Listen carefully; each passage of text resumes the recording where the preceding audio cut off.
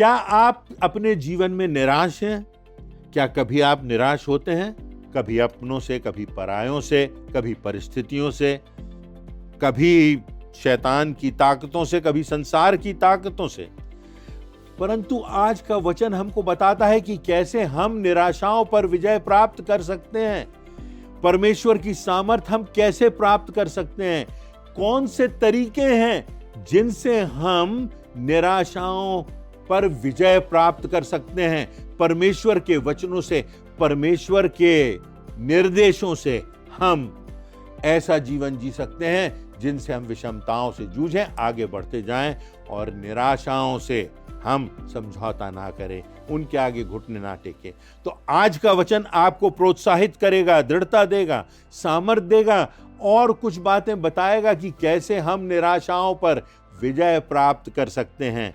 Hindi church online की सभा में मैं आपका स्वागत करता हूं और निश्चितता से कहता हूं कि आज की आराधना आपके लिए प्रोत्साहन का कारण ठहरेगी। आप अंत तक इसमें बने रहें, ऐसी मेरी याचना है। परमेश्वर क्योंकि आपसे बात करना चाहता है। आज परमेश्वर आपको बुला रहा है कि आप उसकी आवाज सुने, निराशाओं से उबरें, विषमताओं से उबरें, अपने तरीके से नहीं, अपनी सामर्थ्य से नहीं, परंतु परमेश्वर के द्वारा बताए गए तरीके से, परमेश्वर के प्रिस्क्रिप्शन से, परमेश्वर के द्वारा बताए गए निर्देशों से।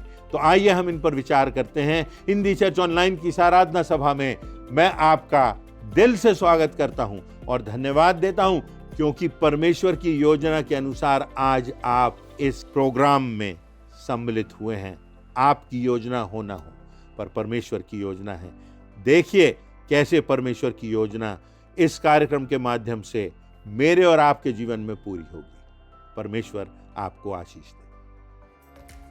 अपने जीवित, दयालु, प्रेमी परमेश्वर पिता का धन्यवाद करते हैं कि हम हिंदी चर्च ऑनलाइन की आराधना में सम्मिलित हो रहे हैं। आइए हम परमेश्वर पिता की आराधना आत्मा और सच्चाई के साथ करें, क्योंकि उसको आराधना और स्तुति करना सोहती है। हम प्रार्थना में जाएंगे और पिता, पुत्र और पवित्र आत्मा को इस आराधना में सम्मिलित करेंगे। आइए हम प्रार्थना करें। हे दयालु प्रेमी परमेश्वर पिता, हम तेरा धन्यवाद देते हैं कि हम हिंदी चर्च ऑनलाइन की इस आराधना में सम्मिलित हो रहे हैं। प्रभु, हमारा स्तुति करना, आराधना करना तुझको बहाने वाला हो सके। हम जब तेरी मेज में शामिल होते हैं प्रभु, हम अपने जीवन को जांच सकें और अपने जीवन को जांचते हुए उस मेज में शामिल होने वाले हो सकें। हे पिता परमेश्वर, हम विनती करते हैं तेरे दास के लिए जो जीवित वचन को लेकर आते हैं प्रभु, हम उसके दर्पण में अपने आप को देखने वाले हो सकें और जो हमारे अंदर कमी है, घटी है, उसको पूरी करने वाले हो सकें और आत्मा और सच्चाई के संग तेरे आराधना स्तुति कर सकें। ये हमारी विनती और प्रार्थना है। इस प्रार्थना को उद्धार करते यीशु नासरी के नाम से मांगते हैं, सुनिए और ग्रहण करिए, आमीन। परमेश्वर का वचन इस प्रकार कहता है, कुकर्मियों के कारण मत कुढ़, कुटिल काम करने वालों के विषय में डहाना कर, क्योंकि वे घास की नाई झट कट जाएंगे और हरी घास की नाई मुरझा जाएंगे। यहोवा पर भरोसा रख और भला कर, देश में बसा रहे और सच्चाई में मन लगाए रहे। यहोवा को अपने सुख का मूल जान और वह तेरे मनोरथों को पूरा करेगा। अपने मार्ग की चिंता यहोवा पर छोड़ और उस पर भरोसा रख, वही पूरा करेगा। आइए हम बड़े आनंद और उत्साह के साथ परमेश्वर के आदर और महिमा में कुछ गीत और कोरस गाएंगे।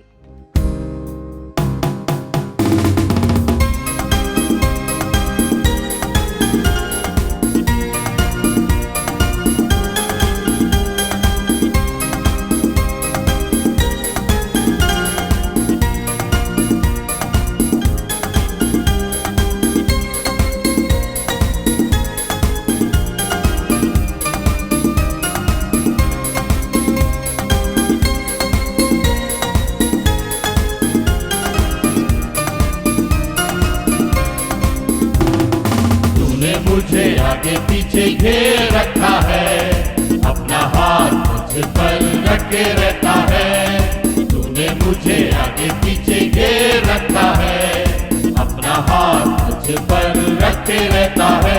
तेरी आत्मा से भाग तेरी आत्मा से भाग कर मैं किधर जाऊं।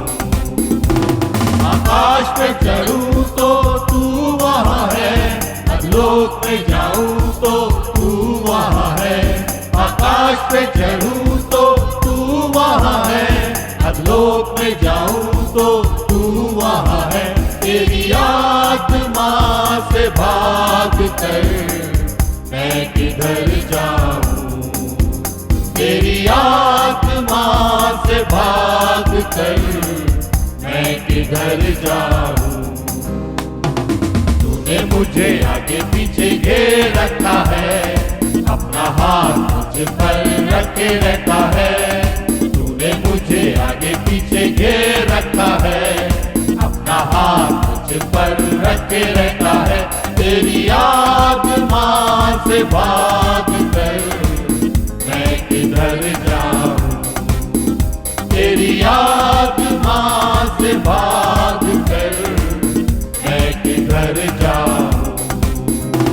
पैरों पे चलूं तो तू वहाँ है, तूफान में गिरूं तो तू वहाँ है। पैरों पे चलूं तो तू वहाँ है, तूफान में गिरूं तो तू वहाँ है। तेरी आत्मा से भाग कर मैं किधर जाऊं। तेरी आत्मा से भाग कर मैं किधर जाऊं। तूने मुझे आगे पीछे घेर रखा है, अपना हाथ मुझ पर रखे रहता है। तूने मुझे आगे पीछे घेर रखा है, अपना हाथ मुझ पर रखे रहता है। तेरी आत्मा से भाग कर मैं किधर जाऊं। तेरी आत्मा से भाग कर मैं किधर जाऊं।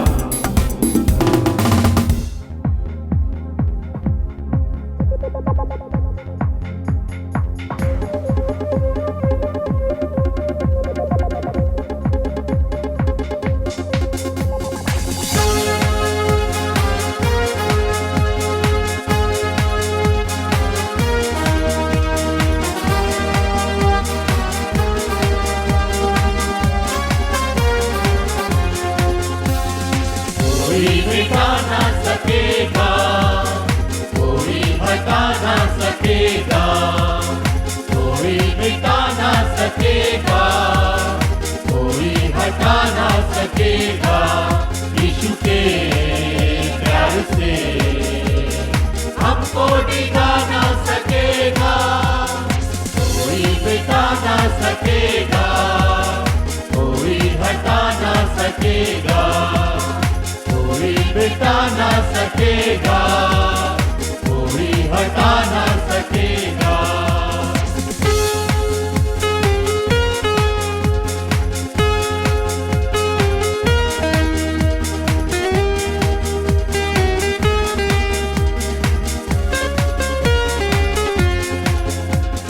रास्ता जोखिम भरा हमको अंधेरों में घेरा।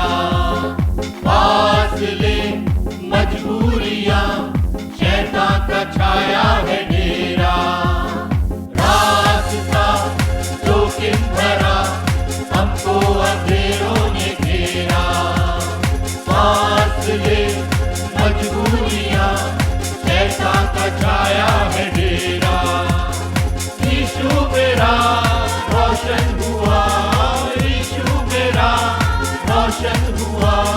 कोई न भटका सकेगा, कोई मिटा ना सकेगा, कोई हटा ना सकेगा, कोई मिटा ना सकेगा, कोई हटा ना सकेगा।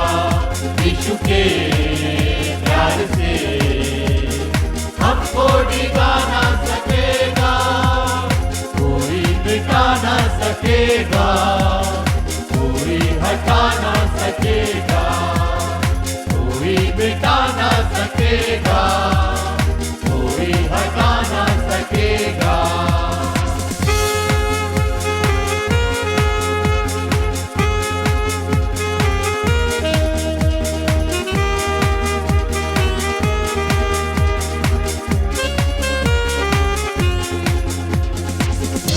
मिला फिर चल दिया, ना वो रहा ना वो वादे। ढलती हुई परछाई से बदले थे उनके इरादे। जो भी मिला फिर चल दिया, ना वो रहा ना वो वादे। ढलती हुई परछाई से बदले थे उनके इरादे।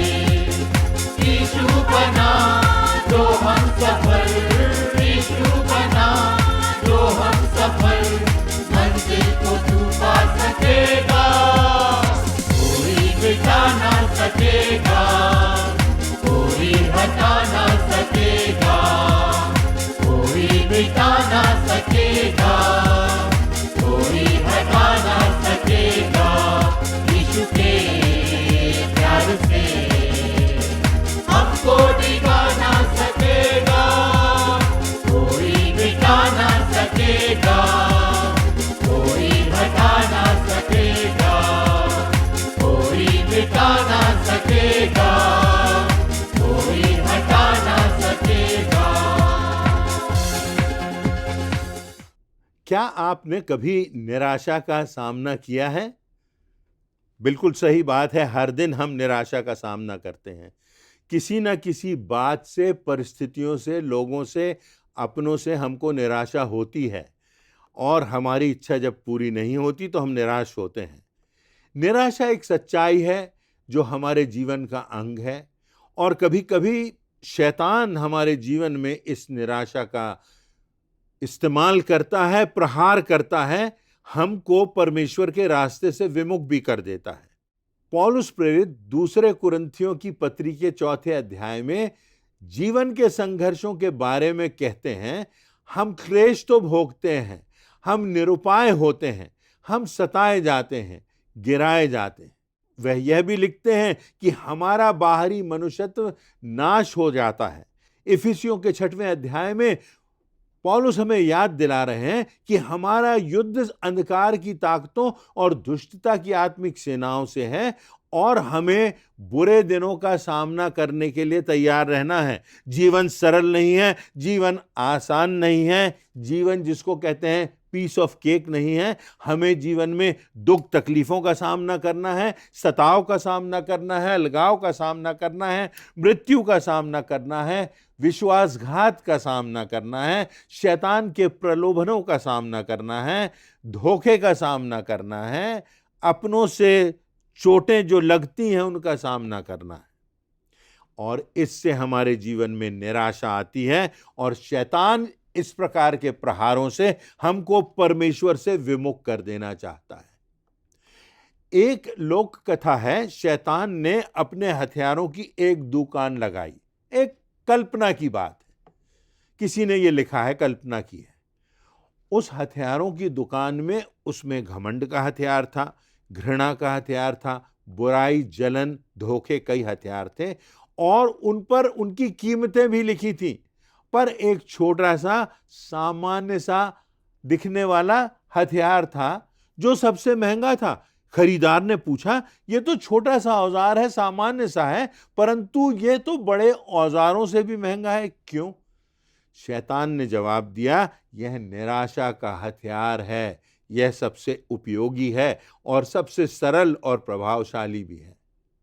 इसे मैं बड़ी आसानी से मनुष्य के दिल और दिमाग पर सीधा प्रहार करके उसे तोड़ सकता हूं और इससे मैंने बहुत सफलता भी प्राप्त की है और यही मेरे लिए सबसे महंगा औजार है। जीवन में निराशा आती है, हर कोई कभी ना कभी निराश होता है, चाहे व्यक्ति कितना भी आत्मिक हो, सफल हो, धनवान हो, ईश्वर के करीब हो, आशीषों से भरा हुआ हो, परिपक्व हो, वचन को जानता हो, परंतु जीवन कठिन है। पुराने नियम के एक महान चरित्र को, जिसे हम यूसुफ के नाम से जानते हैं, हम बहुत सी बातें सीख सकते हैं कि किस प्रकार यूसुफ ने निराशाओं का सामना किया, असफलताओं का सामना किया। बचपन से ही उसकी माता की मृत्यु हो गई थी। पिता का व्यवहार भी हमेशा सीधा और सरल नहीं था। उसके सगे भाई भी उससे जलन करते थे, दुर्व्यवहार करते थे, यहां तक कि उसे मार डालना चाहते थे। उन्होंने उसे गुलाम बनाकर बेच भी दिया। युवा अवस्था में गुलाम बना दिया गया, उसको बेच दिया गया, उसको दूसरे देश ले जाया गया, उस पर झूठे आरोप लगाए गए, उसके साथ अन्याय हुआ, उसे कैद खाने में, जेल में डाल दिया गया।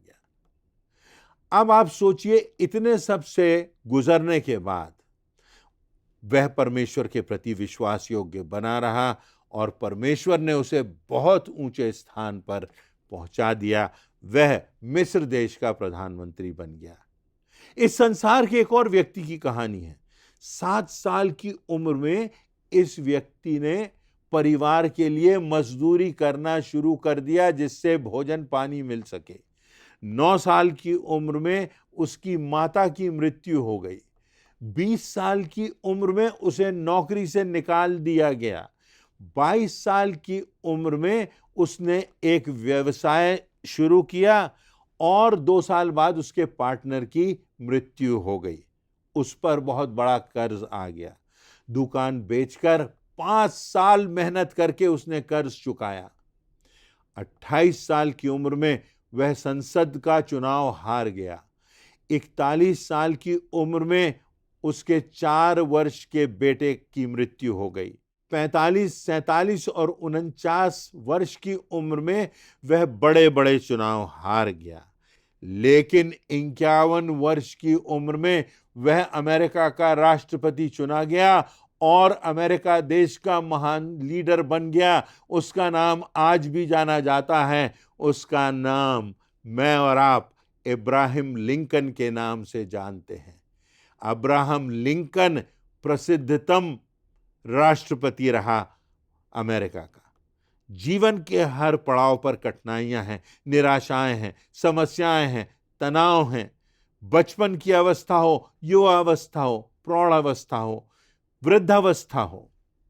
कितनों के पास नौकरी नहीं, पैसा नहीं, मन की शांति नहीं, परिवार में असमय मृत्यु है, अनापेक्षित है, रिश्तों में तनाव है, लाइलाज बीमारी है, पति पत्नी के संबंध खराब हैं, बच्चे समस्याओं से जुड़े हुए हैं, जूझ रहे हैं, नशे की आदत हो गई है, जिम्मेदारियों का बोझ है, अकेलापन है। कितना जटिल जीवन हो जाता है। जब जीवन में ऐसी मुश्किलें आती हैं तो हमारी क्या प्रतिक्रिया होती है? कितने तो आत्महत्या भी कर लेते हैं।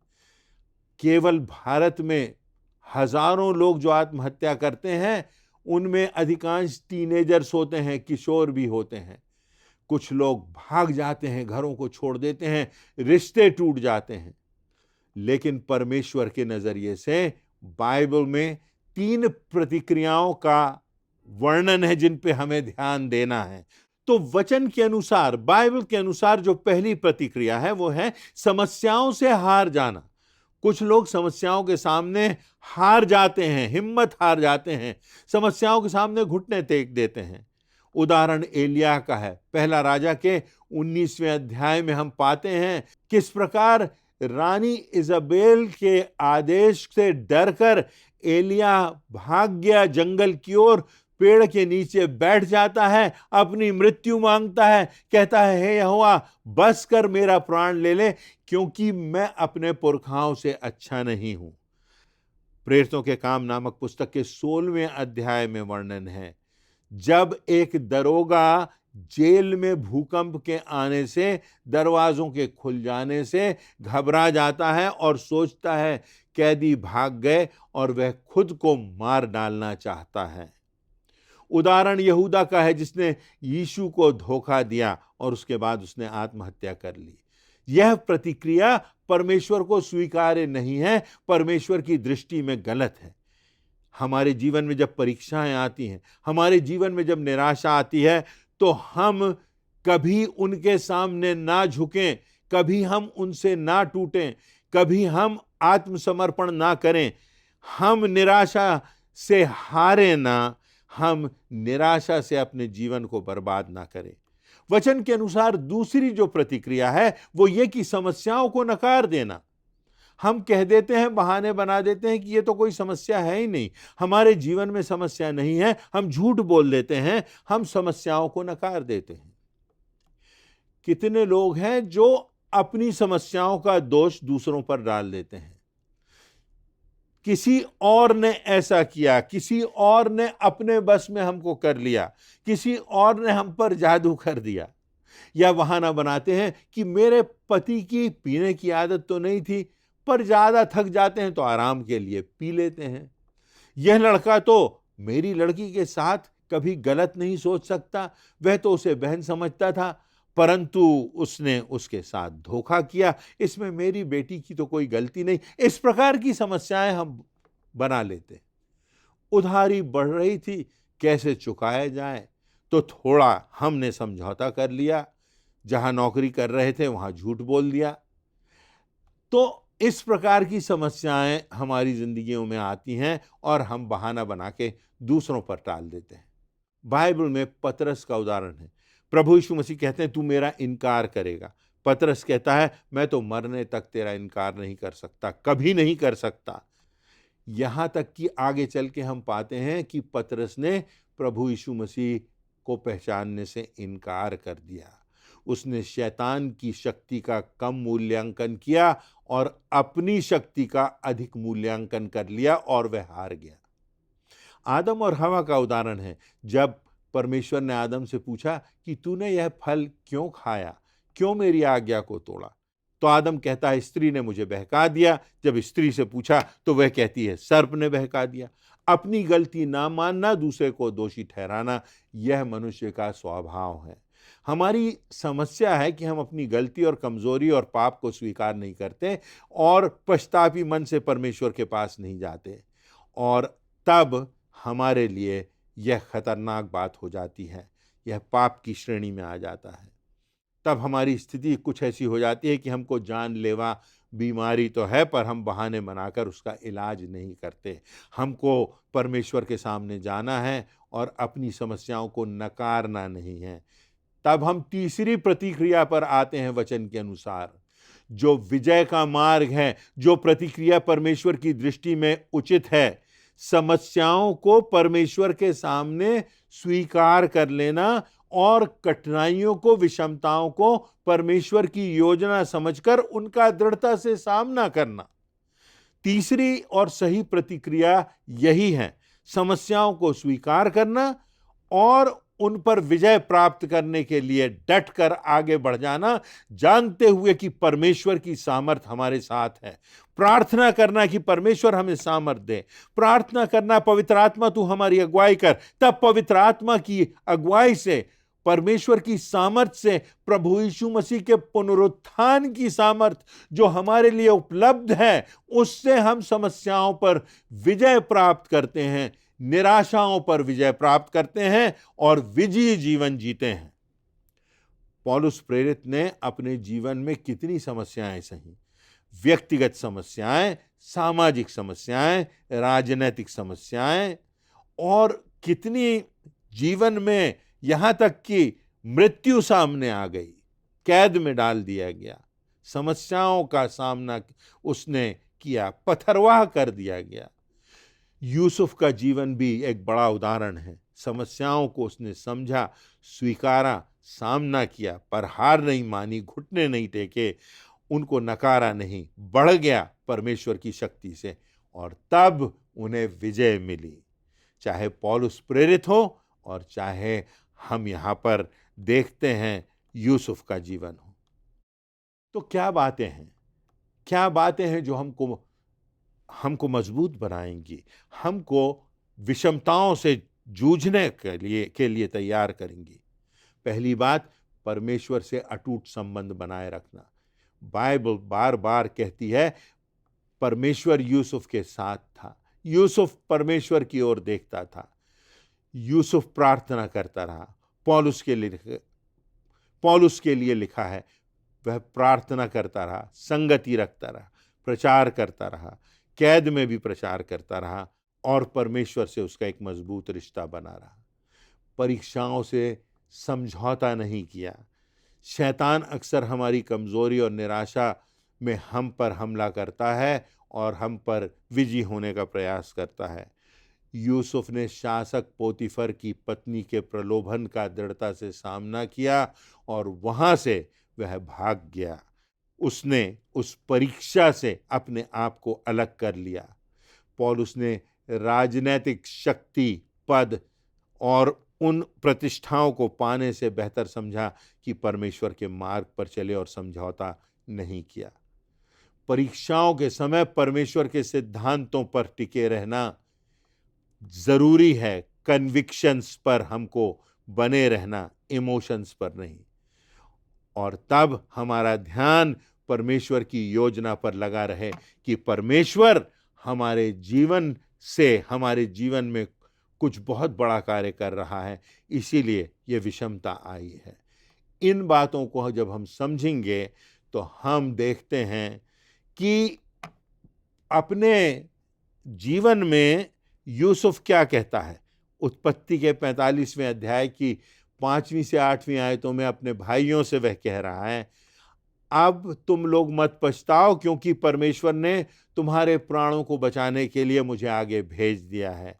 इस रीति से अब मुझको यहाँ भेजने वाले तुम नहीं, परमेश्वर ठहरा है, ताकि मैं तुम्हारी मदद कर सकूं। और तब हम पाते हैं कि किस प्रकार यूसुफ उस देश का प्रधानमंत्री बना और अकाल की परिस्थिति से उसने न सिर्फ अपने परिवार को, अपने भाइयों को जिन्होंने उसके साथ विश्वासघात किया था, उनको बचाया, परंतु सारे देश को बचाया। परमेश्वर आज मुझको और आपको यह संदेश दे रहा है कि समस्याओं से ना हारें, विचलित ना हों, उनके सामने ना झुकें, उनसे ना टूटें, आत्महत्या की दिशा में ना जाएं, परंतु प्रभु के रास्ते पर चलें, धैर्य रखें। धीरज से हमारी जिंदगी में ये खराई और विश्वास योग्यता और गवाही और दृढ़ता पैदा होती है और हम मजबूती से परमेश्वर के मार्ग पर आगे बढ़ते जाते हैं। परमेश्वर आज हमसे यही कह रहा है कि समस्याएं आएंगी, निराशाएं आएंगी, पर हमें उन्हें स्वीकारना है, हमें डटकर उनका मुकाबला करना है, ये जानते हुए कि प्रभु यीशु मसीह के साथ पवित्र आत्मा की अगुवाई में परमेश्वर की सामर्थ्य से सब कुछ संभव है और हम विजयी जीवन जी सकते हैं, इस संसार में भी और इस संसार के पार भी। परमेश्वर इन वचनों से आप सबों को प्रेरणा दे। आज के प्रेरणादायक और आत्मा से भरपूर वचन के लिए हम प्रभु के सेवक का हृदय से धन्यवाद करते हैं। आज उनके संदेश ने हमें न केवल आत्मिक रूप से सशक्त किया, बल्कि परमेश्वर के अनमोल प्रेम को गहराई से समझने का अवसर भी प्रदान किया। अब यह समय है कि हम परमेश्वर के निमंत्रण को स्वीकार करें और विनम्रता के साथ प्रभु भोज में शामिल हों। प्रभु भोज हमें न केवल क्रूस पर प्रभु यीशु के बलिदान की याद दिलाता है, बल्कि हमें उसके प्रेम, अनुग्रह और क्षमा का अनुभव करने का भी अवसर देता है। आइए हम अपने हृदयों को जांचें, अपने जीवनों का आकलन करें और परमेश्वर के सामने संपूर्ण समर्पण के साथ आएं। इस पवित्र बियारी की तैयारी में हम गीत गाते हुए प्रभु की महिमा करेंगे।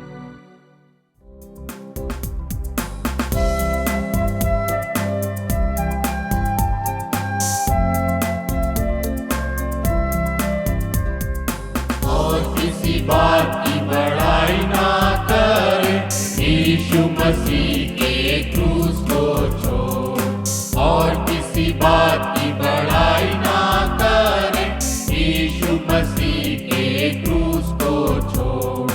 यीशु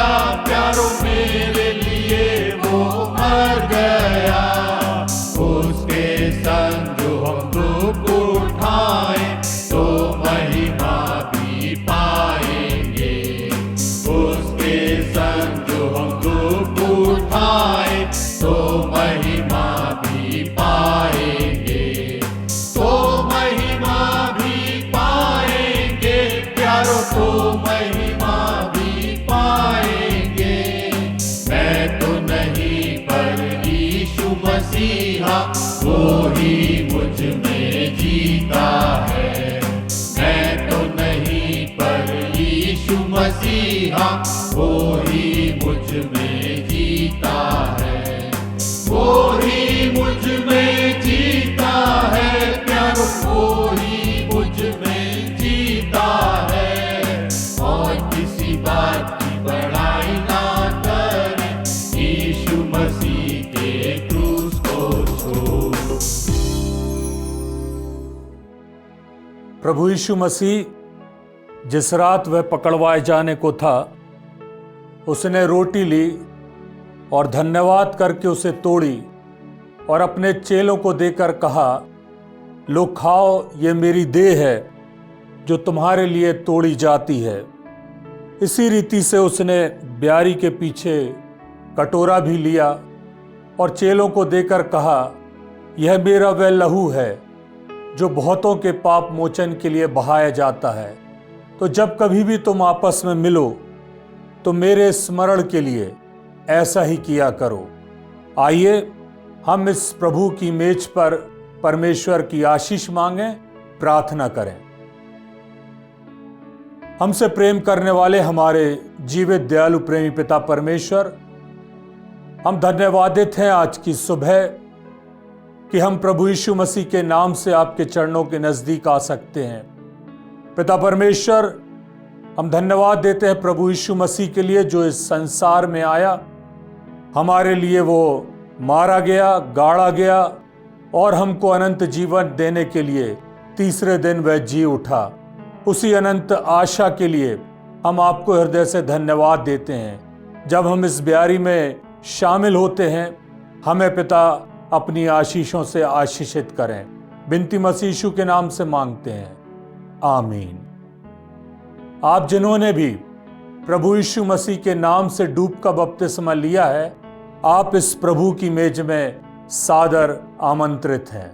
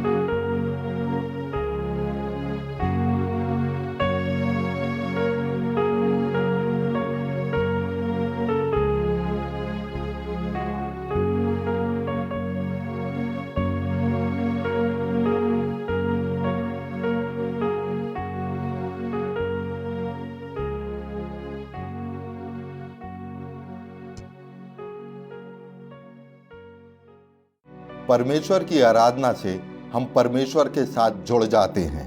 आराधना हमें परमेश्वर की उपस्थिति में ले जाती है। आज की आराधना में हमने परमेश्वर की उपस्थिति का अनुभव किया है। परमेश्वर की आराधना करने से हमें शक्ति, साहस, शांति, ज्ञान, जीवन का उद्देश्य, आत्मिक विकास और पापों की क्षमा मिलती है। परमेश्वर पिता को धन्यवाद देते हैं आज की सुंदर आराधना के लिए। निश्चित रूप से आज की इस आराधना से हम सभी आशीषित हुए हैं। अंतिम प्रार्थना में जाएंगे। प्रार्थना के पश्चात प्रार्थना के रूप में हम कोरस गाएंगे और परमेश्वर के आशीष वचन ग्रहण करके आज की आराधना समाप्त करेंगे। आइए हम प्रार्थना करें। पिता परमेश्वर, प्रभु यीशु मसीह के नाम से आपके चरणों के सम्मुख आते हैं। धन्यवाद देते हैं आज की सुंदर आशीषित आराधना के लिए। पिता परमेश्वर, जिसमें हमने आपकी उपस्थिति का अनुभव किया है। धन्यवाद देते हैं आपकी सारी उत्तम आशीषों के लिए जो हमारे ऊपर निरंतर बनी रहती हैं।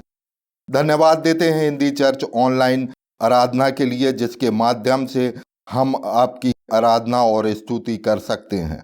आज जो गीत हमने आपकी महिमा के लिए गाए, उसके द्वारा पिता परमेश्वर सिर्फ आपको महिमा मिले। धन्यवाद देते हैं पिता परमेश्वर आज के वचन के लिए और वक्ता महोदय के लिए, जिनके माध्यम से हम तक आपका जीवित और प्रभावशाली वचन पहुंच सका। जो वचन आज हमारे मनों में बोया गया है वो 100 गुना फल लाने वाला हो। यह वचन हमारे पांव के लिए दीपक और मार्ग के लिए उजियाला ठहरने वाला हो सके। धन्यवाद देते हैं पिता परमेश्वर आपकी ब्यारी में शामिल होने के लिए। हम आपके उस महानतम बलिदान को स्मरण कर सके, अपने जीवन का मूल्यांकन करने वाले हो सके। पिता परमेश्वर, हम अपने जीवनों को ऐसा बनाने वाले हों जो आपको ग्रहण योग्य हो। आने वाले सप्ताह पर आपकी आशीष और मार्गदर्शन हम सभी पर बना रहे। पिता परमेश्वर, प्रार्थना करते हैं आपने अब तक जैसे हम सबों को संभाला है, आगे भी हम सबों को संभालना। हम अपनी इस प्रार्थना को प्रभु यीशु मसीह के नाम से मांगते हैं। सुनिए और दया करके ग्रहण कीजिए। आमीन।